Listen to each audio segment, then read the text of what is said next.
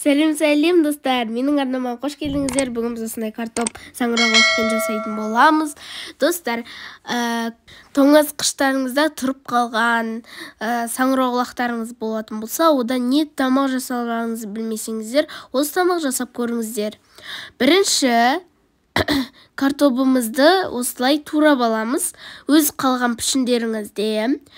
Және де достар, біз жаңағы саңырауқұлағымызға брокколи түрлі заттар қоссақ болады. Ал кеттік, ең бірінші бізге табамызға жаңағы майымызды құйып, қыздырып алсақ та болады, қыздырмасақ та, қыздырмай сала салсақ та болады. Картопымызды сіздер суға бұқтырсаңыздар да болады, қызартып қуырсаңыздар да болады, қызартпай қуырсаңыздар да болады, өз талғамдарыңыз. Және де достар, егер оны май қызбай тұрып картопымызды салып алсақ, сіздердің қолдарыңыз күймейді. Содан кейін тұз, кристалл салып, неше түрлі дәмдеуіштер салып істей беріңіздер. Сіздер жаңа картопымызға түрлі дәмдеуіштер қоссаңыздар да болады. Мен бұл видеода тұз бен кристалл салдым.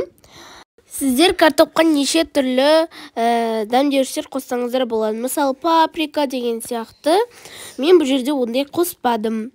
Енді пиязымызды салып аламыз, жаңағы тураған. Оны да жақсылап картоптың қасына қуырып жақсылап жібереміз. Барлығын тағы да бір рет араластырып, екі жағынан қуырып аламыз. Енді саңырауқұлағымызды да осы уақытта салып аламыз.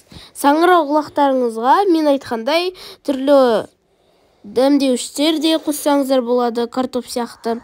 Міне осындай дәмді біздің картопымыз шығады. 1-2 минут тұра тұрса, сосын салат жапырағымен әсем десеңіздер де болады. Сау болыңыздар, лайк басып, тіркеліп кетуді ұмытпаңыздар.